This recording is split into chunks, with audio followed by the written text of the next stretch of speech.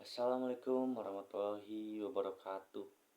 Izin memperkenalkan diri, nama saya Hesta Muhammad Dafa dari Prodi HKI 2. Di sini saya akan menganalisis 5 referensi jurnal dan 3 buku terkait psikologi agama. Jurnal pertama yaitu Lipson, yaitu meneliti bagaimana hubungan antara pengalaman mistik dan kesehatan mental dimoderasi oleh dinamika relasional antara diri sendiri, orang lain, dan kekuatan yang lebih tinggi. Hasil menunjukkan manfaat psikologis pengalaman mistik dalam konteks hubungan yang saling mendukung. Jurnal kedua yaitu Buddhism, mengkaji peran fundamentalisme agama dan etnosentrisme dalam memediasi bagaimana religiusitas dapat meningkatkan maupun mengurangi prasangka terhadap kelompok lain. Dan jurnal ketiga Elna Khoury, yaitu meneliti bagaimana umat agama menggunakan konsep divine omniscience dalam pengambilan keputusan penting dan peran religiositas dalam memberi rasa kontrol dan makna. Jurnal keempat yaitu Al-Maraz, studi empiris di Spanyol yang menautkan spiritualitas dan religiositas terhadap jalur psikososial dan perilaku pada pasien kanker, menunjukkan hubungan antara spiritual well-being dan kesejahteraan mental. Jurnal kelima yaitu Adams Jiki, yaitu pendekatan mixed method, membahas bagaimana religiositas memengaruhi kesejahteraan mental pada lajang dewasa, menunjukkan bahwa partisipasi komunitas agama dan religiositas intrinsik berkontribusi positif terhadap kualitas hidup.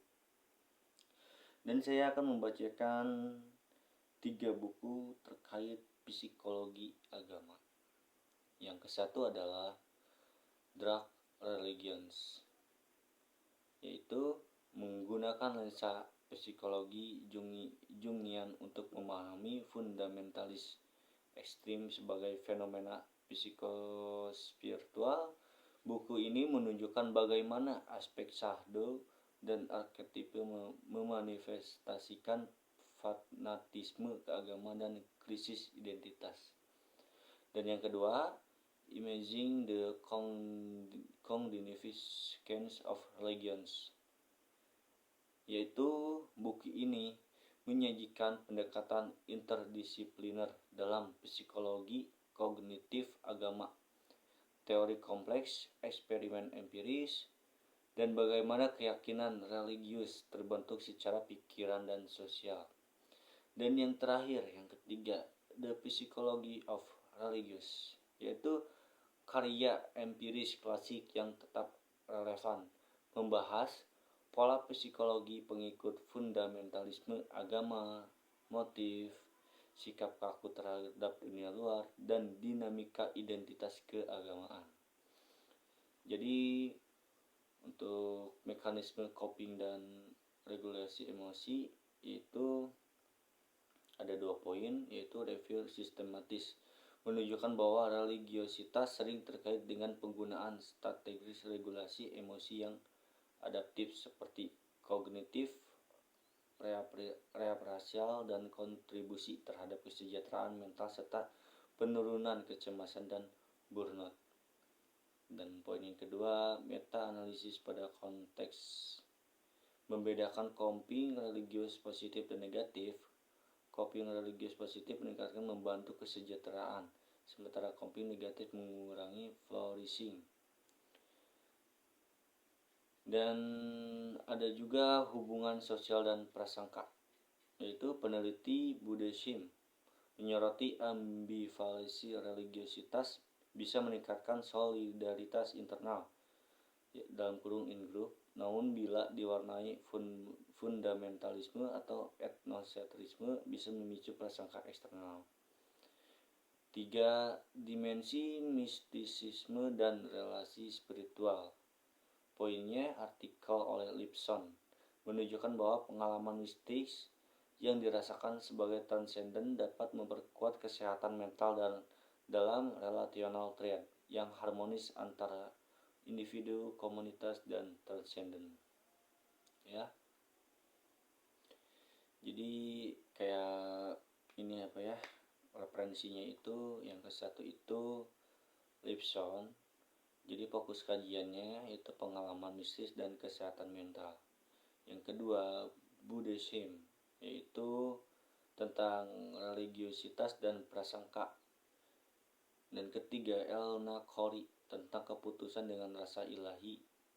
Yang keempat Al-Maraz, tentang spiritualitas dan pasien kanker. Yang kelima agama dan kesehatan mental lajang, ya. Dan 3 buku terkait psikologi agama yaitu Dark Religion, Fundamentalis, dan Psikologi Jung. Yang kedua Sloan, Cognitive Science of Religion. Yang ketiga Woodhill and Williamson, tentang psikologi fundamentalisme agama.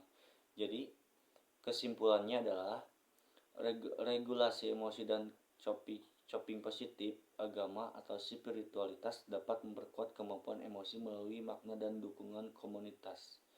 Dan kedua, ambivalensi sosial. Religiositas dapat meningkatkan solidaritas, namun juga memicu prasangka tergantung struktur kepercayaannya. Yang ketiga, pengalaman transenden, yaitu mistis dan rasa keterhubungan spiritual jika didukung relasi sehat berdampak manfaat mental. Yang keempat, untuk topik psikologi agama yang lebih dalam, pertimbangan kombinasi buku klasik Spacewood dan buku modern seperti Dark Religion serta penjelajahan interdisipliner oleh Sloan. Jadi mungkin beberapa yang saya bisa sebutkan, dan mohon maaf bila ada salah kata dan mungkin ada beberapa yang kurang, dan mohon dimaklumi. Dan sekian dari saya, dan wassalamualaikum warahmatullahi wabarakatuh.